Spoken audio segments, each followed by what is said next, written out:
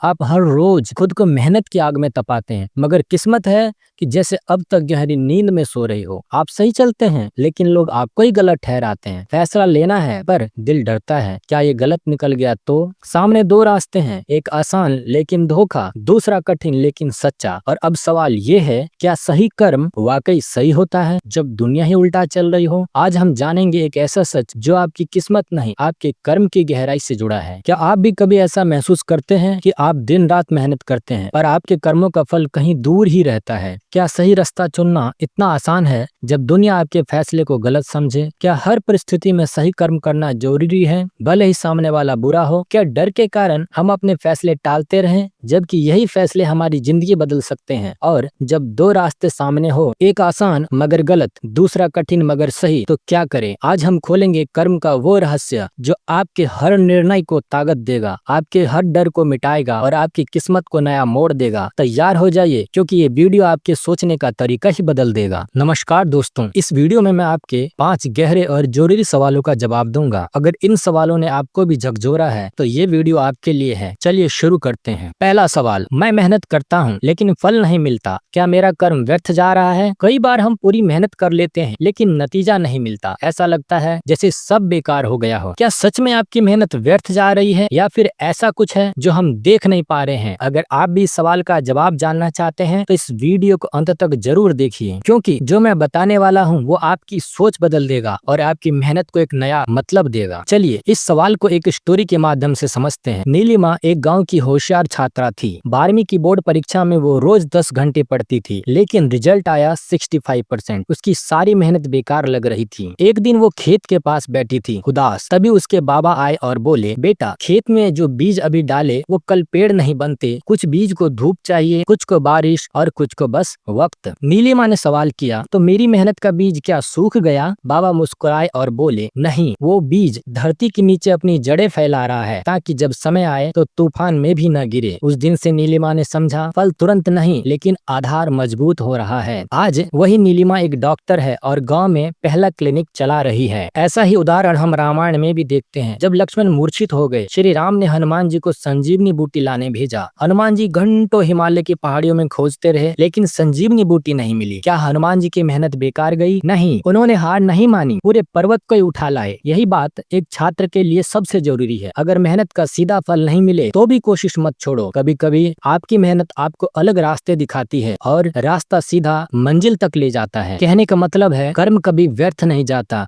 जो मेहनत आज पेपर में काम नहीं आई वो कल इंटरव्यू, सोचने की ताकत, आत्मविश्वास और संयम में काम आएगी। हर प्रयास एक बीज है, फल समय पर ही आएगा लेकिन पक्का आएगा। विद्यार्थी का काम है पूरे मन से कर्म करना, फल की चिंता नहीं, आत्मा की शांति और भविष्य की नींव बनाना। दूसरा सवाल, क्या हर स्थिति में सही कर्म करना चाहिए भले ही सामने वाला बुरा कर रहा हो? हाँ, हर स्थिति में सही कर्म करना चाहिए और इसका कारण सिर्फ नैतिकता या धर्म नहीं बल्कि अंततः वही आपके जीवन को शांति, सम्मान और स्थायित्व देता है। सामने वाला चाहे जैसा भी हो, अगर हम भी उसी रास्ते पर चले तो हम उनसे अलग नहीं रहते और फिर अंतर क्या रह जाता है? अब इसे कहानियों से समझते हैं। बाबा माधो मिट्टी के बर्तन और दीपक बनाते थे। उनका एक पड़ोसी रघु उनसे जलता था क्योंकि पहले वो खुद कुम्हार था लेकिन शराब की लत ने उसे बर्बाद कर दिया। रघु अक्सर बाबा के बर्तन तोड़ देता, गालियां देता, कभी मिट्टी चुरा लेता, लेकिन बाबा हमेशा शांत रहते। एक दिन रघु को लकवा मार गया। अब वो चल फिर नहीं सकता था। उसके अपने भी छोड़ गए। मोहल्ले में किसी को फर्क नहीं पड़ा सिवाय बाबा माधो के। बाबा ने चुपचाप उसकी देखभाल शुरू की, खाना देना, दवा लाना, साफ सफाई करना। एक दिन मोहल्ले के एक युवक ने बाबा से पूछा, बाबा उसने तो आपकी जिंदगी भर बर्बादी की और आप उसकी सेवा क्यों कर रहे हो? बाबा मुस्कुराए और बोले, बेटा अगर मैं भी उसकी तरह बन जाता तो मुझ में और रघु में फर्क ही क्या रहता? मैंने मिट्टी को चाक पर घुमाकर दीपक बनाया, अब मैं कैसे चाहूँ कि वो दीपक अंधेरा फैले? रघु की आंखों में आंसू आ गए थे। उसने बाबा का हाथ पकड़ लिया। शायद पहली बार उसने किसी को माफी मांगी देखी। कहने का मतलब, सही कर्म का असर तुरंत नहीं दिखता लेकिन अंततः वही हृदय की जीत लाता है। राजा ययाति की कहानी तो आप जानते होंगे। उन्होंने जवानी पाने के लिए अपने बेटे से उम्र मांगी थी, लेकिन एक कम जानी पहचानी बात है, ययाति की पत्नी देवयानी जिनके साथ उनके पति ने धोखा किया था, फिर भी उन्होंने एक गुप्त निर्णय लिया था कि ययाति ने उनकी दासी शर्मिष्ठा से संबंध बनाए हैं तो वे क्रोधित होकर अपने अपने पिता शुक्राचार्य के पास चली गई, लेकिन उन्होंने ययाति का कोई अहित नहीं किया, जबकि उनके पास दिव्य शक्ति थी। वो चाहती तो ययाति का राज्य छीन सकती थी, श्राप दे सकती थी, पर देवयानी ने कुछ नहीं किया। शिष्य ने पूछा, माता आपने उन्हें दंड क्यों नहीं दिया? देवयानी बोली, अगर मैं भी अन्याय का उत्तर क्रोध से देती तो मैं भी उसी पतन का हिस्सा बन जाती। मेरे पिता ने मुझे विद्या दी है, विकार नहीं, सही कर्म करना मेरा धर्म है, चाहे वो मुझे अकेला ही क्यों न छोड़ दे।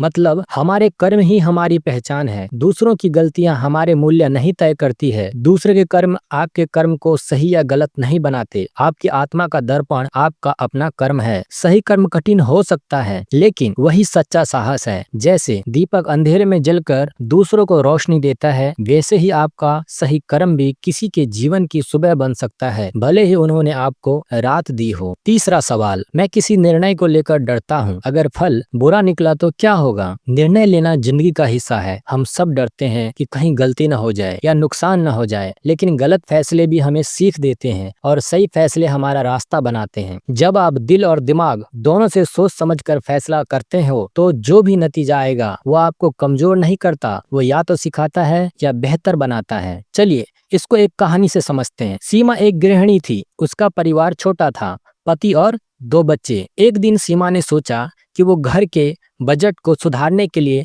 घर पर अचार और पापड़ बनाकर बेचना शुरू करे, लेकिन मन में डर था, अगर लोग पसंद ना करे तो, अगर कोई शिकायत कर दे तो, क्या लोग मेरा मजाक उड़ाएंगे? इस डर की वजह से वह कई दिन तक सिर्फ सोचती रही पर कदम नहीं उठाया। एक दिन उसकी बेटी ने कहा, माँ आपने सिखाया कि स्वाद प्यार से आता है, तो डर क्यों? सीमा की आंखें भर आई। उसने डर को दरवाजे पर छोड़ा और छोटे स्तर पर शुरू किया। पड़ोसियों को फ्री में चखाने को दिया। धीरे धीरे उसके अचार की खुशबू मोहल्ले के मार्केट तक पहुंच गई। कहने का मतलब, गलत फैसले से ज्यादा खतरनाक होता है कोई फैसला न लेना। एक और उदाहरण है माता सीता का। जब सीता माता ने श्री राम के साथ वनवास में जाने का निर्णय लिया तो वह जानती थी कि यह आसान नहीं होगा, लेकिन उन्होंने अपने निर्णय में विश्वास रखा, क्योंकि वो कर्तव्य, प्रेम और आत्मबल पर आधारित था। भगवत गीता में भी कहा गया है, कर्मण्येवाधिकारस्ते मा फलेषु कदाचन। तुम्हारा अधिकार केवल कर्म पर है, फल पर नहीं। यानी सही सोच और भावना से लिया गया निर्णय चाहे जैसा फल दे, अंत में वह आत्मबल और शांति देता है। गृहिणियों के लिए विशेष संदेश, हर दिन आप सैकड़ों निर्णय लेती हैं, घर,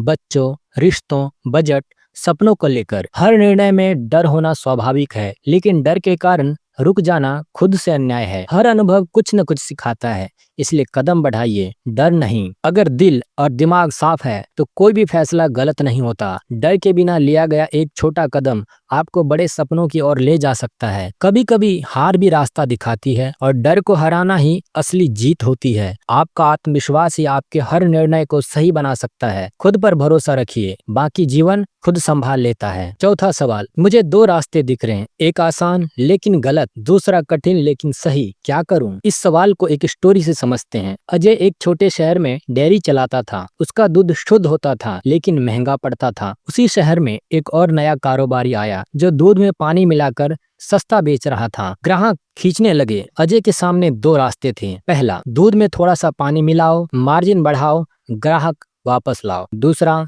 गुणवत्ता बनाए रखो, धीरे चलो पर ईमानदारी से चलो। परिवार का खर्च, बच्चों की फीस, कर्मचारियों की तनख्वाह सब दांव पर थी। एक रात अजय ने अपने बेटे को दूध पीते देखा और वो बोला, पापा आपका दूध सबसे अच्छा है। बस उसी पल अजय ने फैसला किया, अगर मेरे अपने बच्चे को मैं शुद्ध दूध नहीं दे सका तो कमाई किस काम की। उसने रास्ता चुना, कठिन लेकिन सही। धीरे धीरे ग्राहकों को फर्क समझ में आने लगा। अस्पताल, स्कूल और जिम जैसे संस्थान उसके ग्राहक बने, क्योंकि वे भरोसा खरीदना चाहते थे, दूध नहीं। गलत रास्ता तेज दिखता है लेकिन दूर नहीं जाता। सही रास्ता धीमा होता है लेकिन मजबूती से खड़ा रहता है। एक और उदाहरण है श्री राम और विभीषण जी का। लंका विजय से पहले विभीषण श्री राम के पास शरण लेने आए। सबने विरोध किया, ये तो रावण का भाई है, कहीं ये जासूस तो नहीं। राम जी के सामने 2 रास्ते थे। पहला, राजनीतिक रूप से सही निर्णय, विभीषण को मना कर देना ताकि जोखिम न हो। दूसरा, धर्म और विवेक के अनुसार कठिन निर्णय, उसे स्वीकार करना, पूरी सेना की नाराजगी सहना। श्री राम ने दूसरा रास्ता चुना, कठिन लेकिन सही। उन्होंने कहा, जो डर कर शरण में आया है उसे मैं कैसे ठुकरा दूं, यही मेरा धर्म है। आगे चलकर वही विभीषण लंका विजय में सबसे सबसे बड़ा सहयोगी बना। कहने का मतलब क्लाइंट हो या पार्टनर, हर निर्णय लाभ देकर नियत साफ है, कर्म का उद्देश्य निर्मल है और उसमें किसी को नुकसान नहीं पहुंचाया गया तो समाज के भ्रम या आलोचना का फल आपको नहीं भुगतना पड़ेगा। कर्म फल का निर्धारण समाज की राय से नहीं, आपकी भावना, नियत और कार्य की सच्चाई से होता है। समाज की नजरों में आप गलत हो सकते हैं,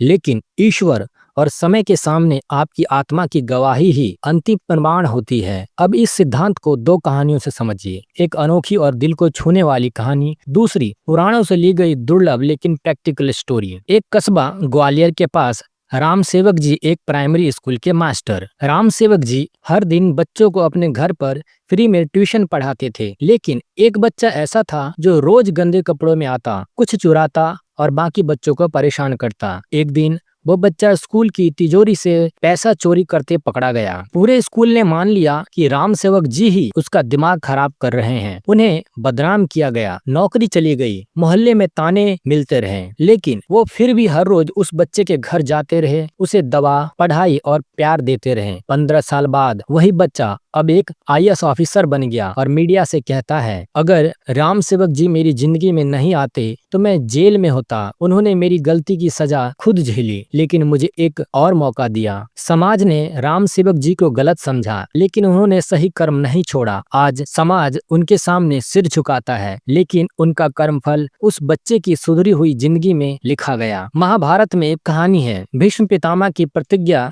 जो सब जानते हैं, लेकिन एक कम जानी पहचानी सच्ची बात है जो कर्म और समाज के विषय पर रोशनी डालती है। जब गंगा छोड़कर चली गई थी और शांतनु अकेले हो गए, तब सत्यवती को राजमहल लाने की बात चली। भीष्म ने अपनी सारी इच्छाएं त्याग दी, राजगद्दी, विवाह, संतान, भविष्य, सिर्फ पिता की खुशी के लिए। सत्यवती के कुछ संबंधियों ने यह अफवाह फैलाई कि भीष्म को राज्य का लालच है और वो अपने पिता के नाम पर सत्ता हथियाना चाहते थे। भीष्म को यह मालूम था, लेकिन उन्होंने कुछ नहीं कहा। सत्यवती एक दिन चुपचाप उनसे मिलने आई और पूछा, आपने लोगों की झूठी बातों का खंडन क्यों नहीं किया? भीष्म ने कहा, मैंने प्रतिज्ञा पिता के लिए की थी, समाज के लिए नहीं। अगर लोगों की बातों का जवाब देने लगूं तो शायद मेरा धर्म कमजोर पड़ जाए। मेरा फल उनके शब्द नहीं, मेरा कर्म है और उसे मैं पूरे जीवन निभाऊंगा। भीष्म को समाज ने गलत समझा, पर उनका कर्म फल उनका सम्मान बना, जो युगों तक जीवित रहा। कहने का मतलब, समाज का भ्रम या मत एक अस्थायी धुंध है, कर्म का फल उससे मुक्त होता है। अगर आपका कर्म सच्चा है, उद्देश्य पवित्र है, तो आपका फल